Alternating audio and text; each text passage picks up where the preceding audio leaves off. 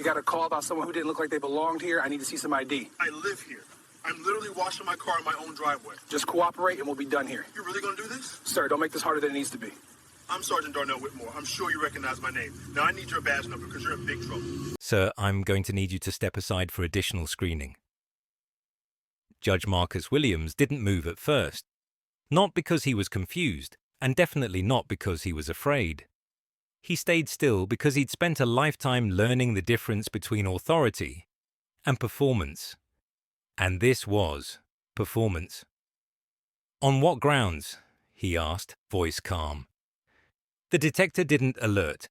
My bag cleared the belt. State the cause. The security officer in front of him, badge reading Danny Rodriguez, didn't answer the question. He repeated the same line, a little louder this time, like volume could replace justification. It's random. Cooperate. Judge Williams looked past Rodriguez and noticed two more officers drifting closer.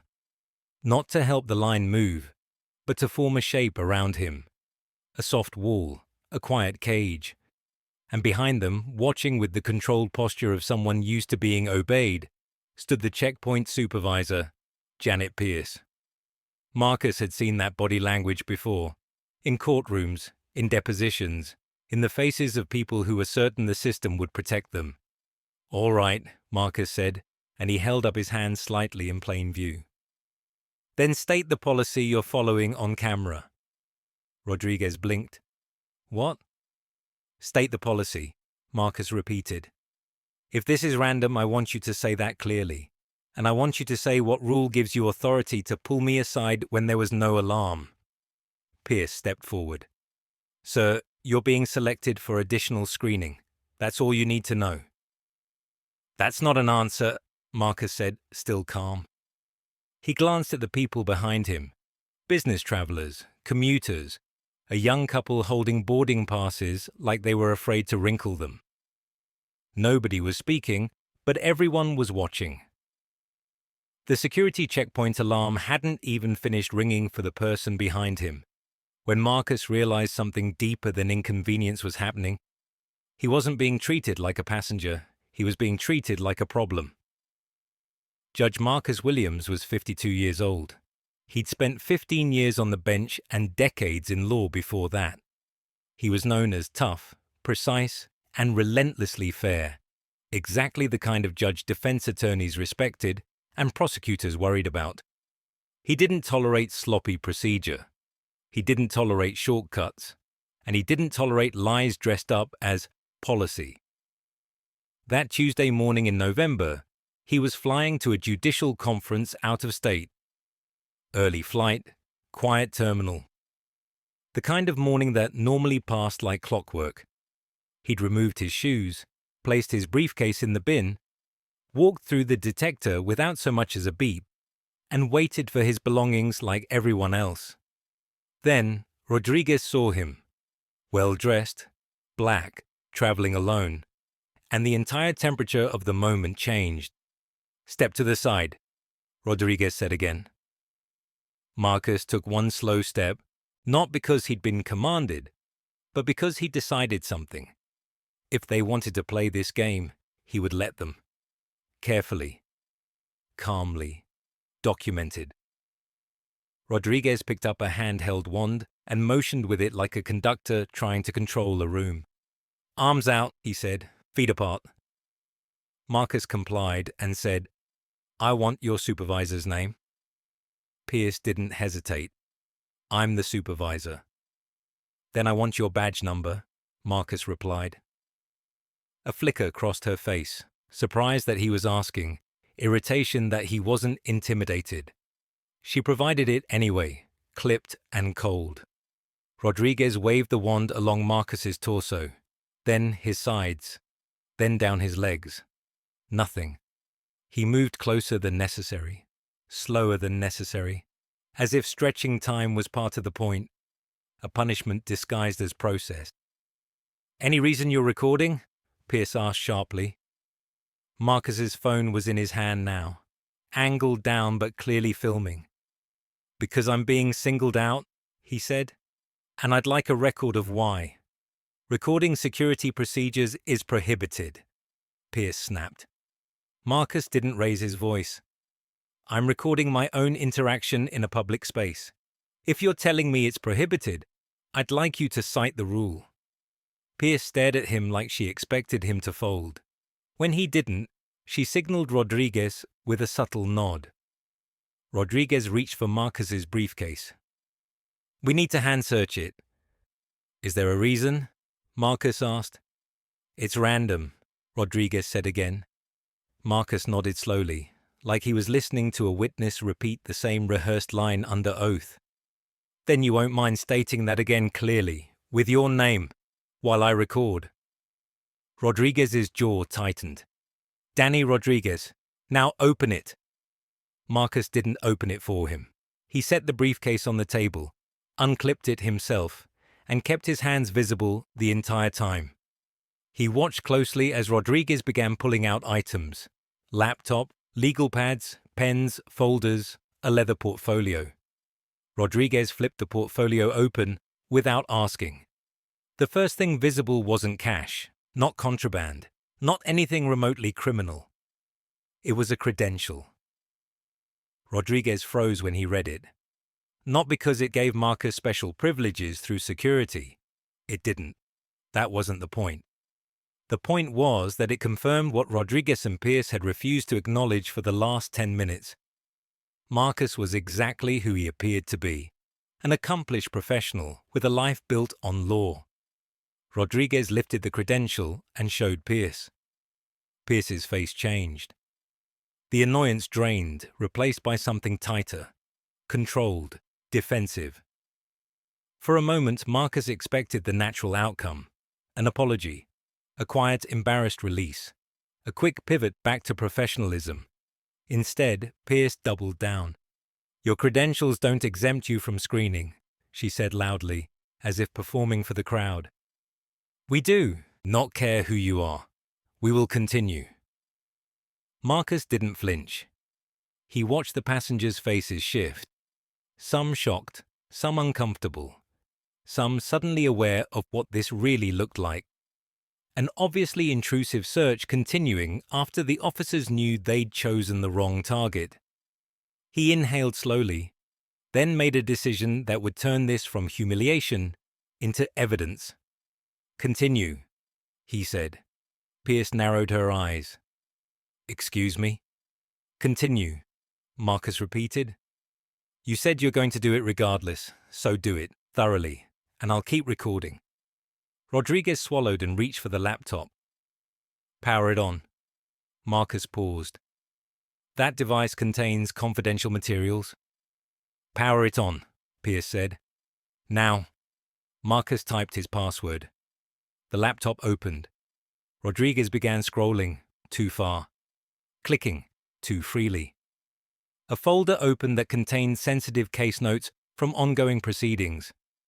Not because Marcus had offered it, but because the officer was fishing.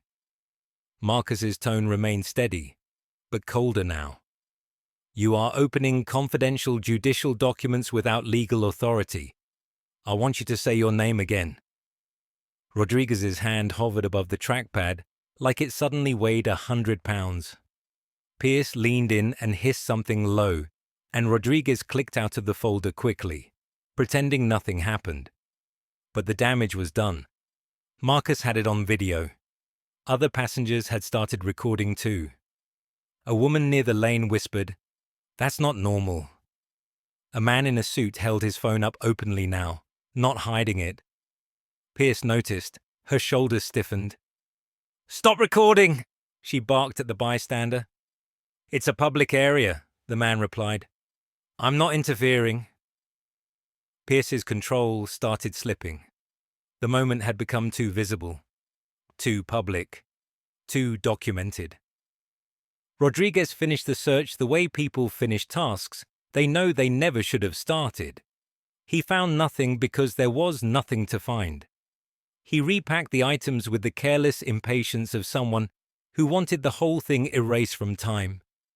Pierce shoved the briefcase toward Marcus. "You're free to go." Marcus didn't move. He methodically put everything back the way it belonged. He zipped the briefcase. He adjusted the handle. He checked his wallet. He looked at Pierce like he was looking at a witness who didn't understand what they'd admitted. "I want your director's contact information," he said. "And I want the incident report number for this screening." Pierce's eyes narrowed. "Why?"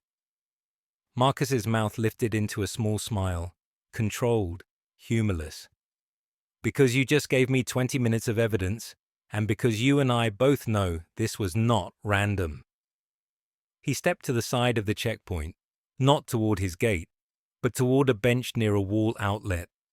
His flight would board without him. He didn't care anymore. He made calls. First to his assistant, to reschedule. Then to a colleague who specialized in civil rights litigation. Then to the judiciary's administrative office. Then finally to the U.S. Attorney's office in the district where the airport operated. At first, the prosecutor on the phone sounded like they were about to offer a polite template response. File a complaint. Let the airport handle it. Then Marcus described the details. The refusal to state a cause. The random excuse repeated like a script. The escalation when he asked for policy. The search of privileged materials. The supervisor's refusal to stop even after his credentials were seen. And the crowd of witnesses. The prosecutor's tone changed. "This was recorded?" the prosecutor asked. "Yes," Marcus replied. "And I have witnesses. And I want to know how many complaints have been buried before mine." Within hours, the case stopped being an airport issue and started becoming a federal one. The FBI assigned a civil rights agent, Special Agent Sarah Chen, who moved fast and asked better questions than anyone at that airport had asked in years. Agent Chen pulled security footage not only from Marcus's lane, but from the weeks before it. She compared screening rates. She looked at who got pulled aside, who got searched, who got delayed, who missed flights. A pattern emerged so clearly it didn't even need interpretation. Well-dressed Black and Hispanic travelers were being selected for random screening at a rate that couldn't be explained by chance. Then Agent Chen dug into the complaint process and found something worse. Complaints about Pierce and Rodriguez had been filed before, multiple times. Same theme, same outcomes. Dismissed, minimized, buried, and every dismissal ran through one administrator, Tom Bradley. Bradley wasn't just closing cases. He was protecting people, coaching language, reducing allegations into vague summaries, marking obvious patterns as unsubstantiated, without real review. It wasn't just bias at the checkpoint. It was an institutional mechanism designed to keep that bias invisible. By the time Marcus landed at his conference later that day, on a later flight, media calls had already started coming in. Someone in that terminal had posted a short clip online. Then another. Then another. National outlets picked it up because the contrast was too stark to ignore. A calm, composed federal judge being treated like a suspect, while officers couldn't articulate a single legitimate reason for their intrusion. The airport authority issued a defensive statement at first. Our officers followed standard procedures. That statement lasted about 2 days. Then Agent Chen gave their counsel a preview of what she had. Video, patterns, prior complaints, internal records, and a federal judge with documentation sharp enough to cut glass. Pierce and Rodriguez were placed on administrative leave. Marcus hired civil rights attorney Michelle Roberts, and together they did what institutions fear most. They built a case that didn't rely on emotion. It relied on evidence. The lawsuit didn't just allege discrimination. It laid out a structure. Fourth Amendment issues, equal protection claims, civil rights violations, and a documented pattern supported by footage and statistics. Then discovery exposed the piece that destroyed any defense they might have tried to raise. Messages. Texts and emails where Rodriguez joked about making certain travelers miss flights. Messages where Pierce complained about fancy-dressed thugs and bragged about putting people in their place. The case stopped being arguable. It became undeniable. Depositions were brutal. Marcus testified with the same calm authority he used in his courtroom. He walked through timestamps, quoted Pierce word for word, identified the moment Rodriguez accessed confidential materials, explained why random meant nothing without documentation of randomization procedures. Pierce's deposition was worse. Under questioning, she admitted she couldn't explain the disparity in who she selected for extra screening. When confronted with her own messages, she tried to call them jokes. They didn't sound like jokes when read aloud into a sworn record. The airport authority never let it reach a jury. They settled $8.5 million plus reforms that mattered more than the number: termination of Pierce and Rodriguez, removal of Bradley, mandatory bias training, independent oversight for complaints, and statistical monitoring designed to catch discriminatory patterns early, before they became normalized.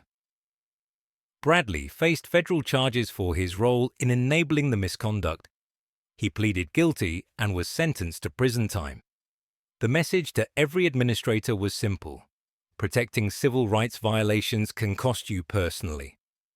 Marcus didn't celebrate.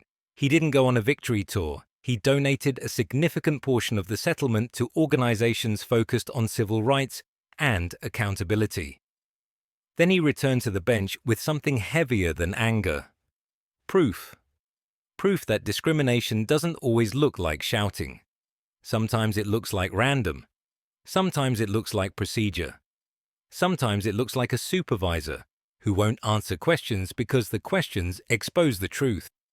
Rodriguez and Pierce thought they were dealing with a man they could delay, intimidate, and dismiss. Instead, they handed a judge the evidence needed to dismantle the system that protected them.